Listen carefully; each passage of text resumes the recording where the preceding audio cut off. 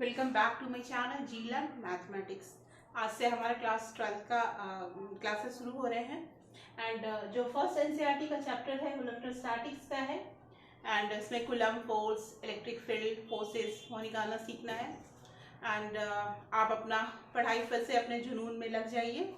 What ever marks you God, अगर आपको बहुत अच्छा मार्क्स आया है तो भी आपको बहुत खुश होने की ज़रूरत नहीं है, ताकि आपका दूसरा एग्ज़ाम खुशी में ना ख़राब हो जाए। और बहुत ख़राब भी मार्क्स आया है या एवरेज भी मार्क्स आया है आपके टर्म 1 में या टर्म 2 में, तो अभी जो टर्म 2 हुआ है फाइनल 11th का एंड जो टर्म 1 के रिजल्ट आए हैं क्लास 10th के और जो क्लास 12th के, जिन बच्चों का बहुत अच्छा है दैट इज़ वेरी गुड। आप और प्रिपेयर कीजिए कि आपका और अच्छा है या और भी ज़्यादा मेहनत कीजिए एंड जिनका थोड़ा एवरेज आया है या थोड़ा कम आया है वो भी आप एकदम हरास मत होइए और मेहनत कीजिए और ट्रिपल टाइम्स।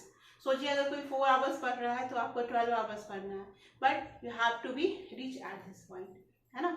तो हम लोग क्लासेस स्टार्ट करते हैं। हमेशा याद रखिएगा, हौसले फतह की बुनियाद हुआ करते हैं, कांपते हाथ से तलवार उठाया ना करो। अपना हौसला मजबूत रख के पढ़ाई कंटिन्यू कीजिएगा। One day success will be at your doors. Remember it. Let's begin our class. इलेक्ट्रोस्टैट्स में हमको मैंने एक एग्जाम्पल लिया है, ये एनसीईआरटी का है।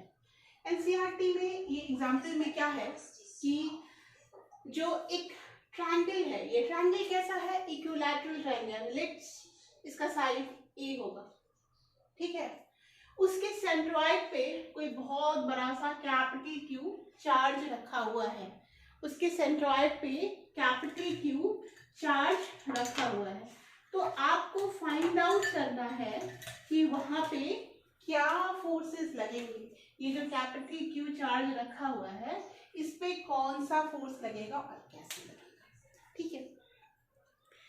क्या होता है फोर्सेस, कैसे निकालते हैं कूलम्ब फोर्सेस, ये तो हम लोगों ने पहले भी सीखा है कि जो भी चार्ज बटी होता है उस पर क्या कूलम्ब फोर्स क्या होता है, 1/4 epsilon not Q1 Q2 by vector mod of vector RQ upon vector R, है ना, ठीक है।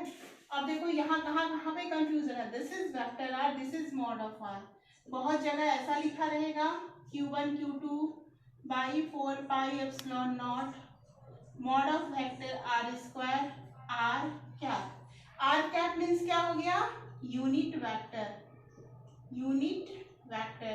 ये दोनों सेम है, इसमें भी आप अगर मैग्नीट्यूड लगा दोगे तो आपका क्या आ जाएगा, इसमें लगाएंगे तो ये क्या आ जाएगा, इसको हम लोग यूनिट वेक्टर, कोई भी वेक्टर को क्या लिख सकते हैं, वो वेक्टर और अपॉन उसका मैग्नीट्यूड, तो वो यूनिट वेक्टर के रूप में हम लोग इसको ऐसे लिख सकते हैं। तो जैसे कि हम लोग इसको क्या लिख सकते हैं, Q1 Q2 by 4 epsilon not, है ना। तो ये हो गया हमारा आर कैप इंटू आर, और आर कैप इंटू आर जो है यहाँ देखो, आर कैप इंटू आर क्या हो जाएगा, आर आर कैंसिल हो जाएगा, फिर आर स्क्वायर, ये दोनों फार्मूला हमारा सेम है। यहाँ पे बहुत बच्चों को कंफ्यूजन होता है, कंफ्यूजन करने का नहीं है। और जो भी इलेक्ट्रिक फील्ड पढ़ रहे हैं, electric field, magnetic field, both are that two are the different forces, but the concept we use here, the question जो भी हम लोग कैलकुलेट करेंगे, जो भी क्वेश्चन बनाएंगे, वो यहाँ का और वहाँ का जो भी तरीका होगा, जो रास्ता होगा, that will be the same, ठीक है। तो ये है, तो फोर्स है तो फोर्स के टर्म में लिखना है ना।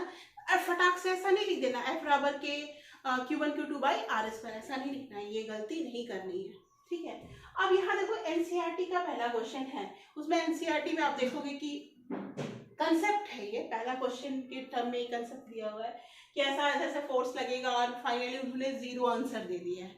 फिर उसको अच्छे से डिस्क्राइब किया हुआ नहीं है, हम इसको अच्छे से आपको बता रहे हैं एंड आप इसको ध्यान से पढ़िएगा, ठीक है।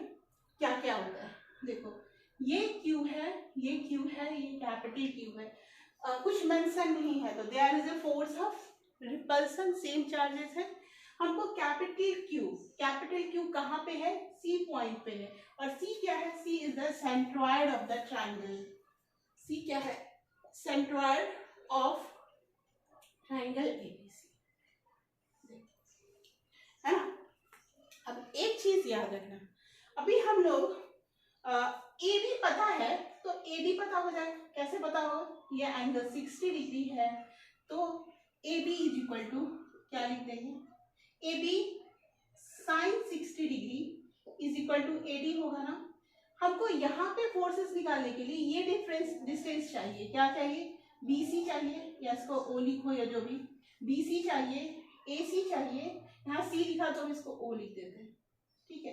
बी ओ चाहिए, ए ओ चाहिए और सी ओ चाहिए। क्योंकि ये इक्विलैटरल ट्रायंगल है, कोई भी एक डिस्टेंस आ जाएगा तो तीनों डिस्टेंस इक्वल रहेगा, है ना। बट ऐसा नहीं कि डायरेक्टली हम लोग यहाँ पे डिस्टेंस का स्क्वायर करके डाल देंगे।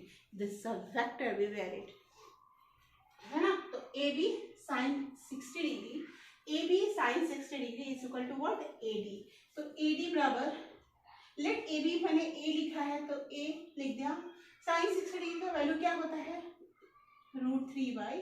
तो ए डी का वैल्यू क्या हो जाएगा? √3a/2, है ना। तो ए डी का वैल्यू हमको पता चल गया, दैट इज √3a/2।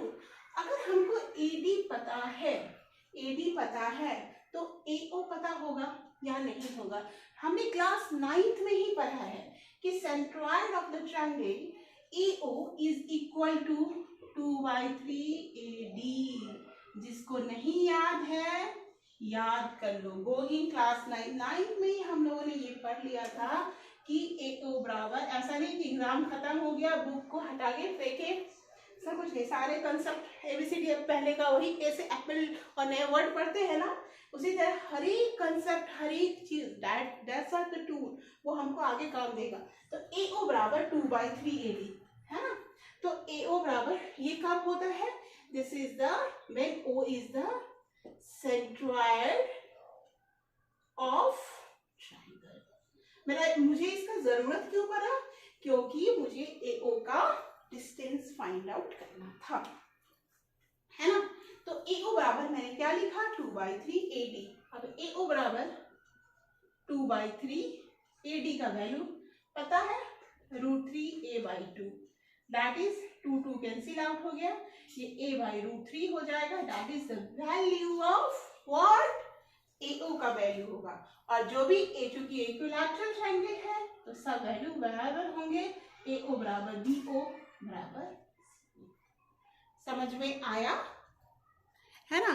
तो यहाँ तक तो कहानी हमारी बहुत सिंपल है, यहाँ तक तो सिर्फ मैथमेटिक्स यूज किया हमने फिजिक्स में, वो भी क्लास 9th का मैथमेटिक्स। ये दो यहाँ लगाए तो ये हो गया हमारा क्लास 10th का मैथमेटिक्स, और ये हो गया हमारा क्लास 9th के मैथमेटिक्स का यूज किया। और ये कूलम्ब्स लॉ हमने पढ़ाई, तो ये भी हम लोग पढ़े हैं फोर्सेस में, जब हम 10th का जो पढ़ाई किए थे उसमें। अब जो हम कंसेप्ट यूज करेंगे वो कौन सा होगा? अभी जो कंसेप्ट यूज करेंगे वो 12th में जो पढ़ना है वो कंसेप्ट यूज करेंगे, ठीक है। तो अब हम इसको मिटाते हैं यहाँ से।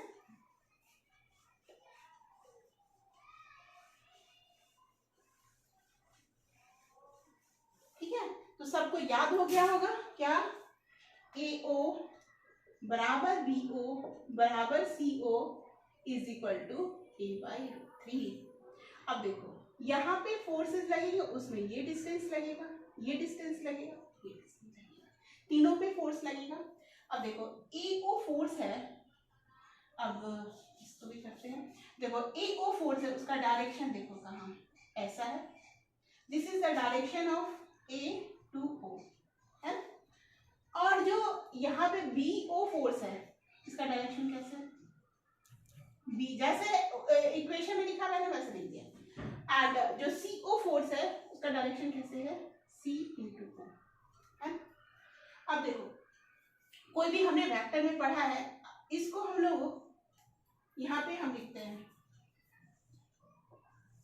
ये है हमारा एक्स एक्सिस, ये है Y axis, Y dash X dash. ये नीचे की तरफ है, यानी यहाँ जो फोर्स लगेगा उसका डायरेक्शन हम ऊपर वाला रहेगा तो जे लेंगे, और नीचे वाला रहेगा तो माइनस जे लेंगे। तो ये जो फोर्स है उसमें डायरेक्शन क्या होगा? माइनस जे की तरफ। बीओ का जो है ये 60 डिग्री है, तो ये चूंकि 30 डिग्री होगा तो ये डायरेक्शन हमारा दो होगा, एक एक्स की तरफ, एक तो बीओ cos 30 डिग्री, ये किधर हो रहा है, x की तरफ, मतलब i की तरफ, i j के में लिखते हैं ना वेक्टर के फॉर्म में, एंड BO साइन 30 डिग्री, ये हमारा हो गया j। सिमिलरली CO में देखो, CO में क्या क्या आ रहा है देखो, एक तो y की तरफ आ रहा है BO sine 30 degree j, and एक x की तरफ आ रहा है BO cos 30 डिग्री i। अब देखो इस दोनों में क्या अंतर है, एक पॉजिटिव x की तरफ है, दूसरा नेगेटिव x की तरफ है, यानी इसमें हम माइनस लगा के लिखेंगे और इसमें प्लस लिखेंगे, है ना। अब बाकी सब ये सब हम लोगों को सेम ही लिखना है। तो ये समझ में आया इतना सबको, ये समझ में आया कैसे हम लोग डायरेक्शन लिखते हैं।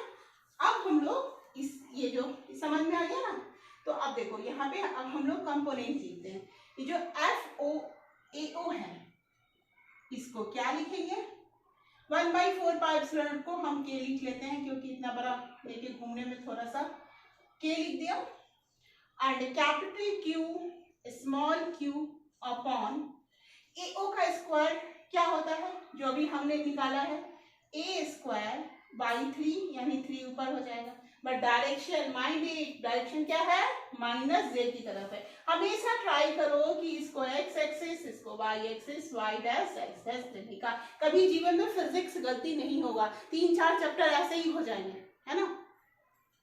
3kq बाई a स्क्वायर हमने ऐसा किया, एंड इसका डायरेक्शन माइनस j है, तो मैंने माइनस j लिख दिया। समझ में आया, मैंने क्या लिख दिया, माइनस j हो गया। अब हम लोग ये लिखते हैं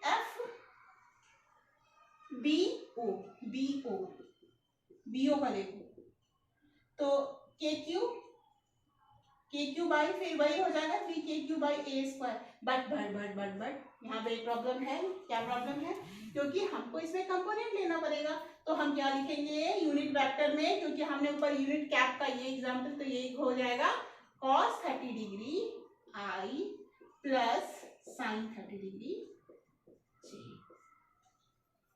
समझ में आया, नहीं समझ में बार बार देखिए वीडियो को, समझ में आएगा। एनसीईआरटी में क्लियर कट नहीं लिखा हुआ है, डायरेक्टली उन्होंने इसको सॉल्व कर दिया है। एंड FCO मतलब ये डायरेक्शन। अब इस जो वेक्टर होंगे उसके दो कंपोनेंट होंगे, एक ऊपर की तरफ, एक इधर की तरफ। जो ऊपर की तरफ कंपोनेंट होगा उसके लिए हम लोग क्या लिखेंगे, ये भी फिर 30 डिग्री, तो साइन 30 डिग्री j हो जाएगा, and the cos 30 degree i में माइनस हो गया, एंड साइन 30 डिग्री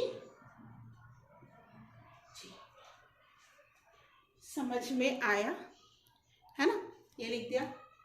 अब इसके फोर्सेस, फोर्स लिखा है ना मैंने, कंपोनेंट ही लिख के मैं छोड़ दी, तो KQ बाई 3 आ जाएगा, a बाई √3 है, तो 3 बाई a स्क्वायर। अब देखो नेट फोर्स क्या होता है, वेक्टर का क्या करते हैं हम लोग, एडिशन करते हैं, तो तीनों वेक्टर को हम लोग क्या करेंगे, ऐड करेंगे,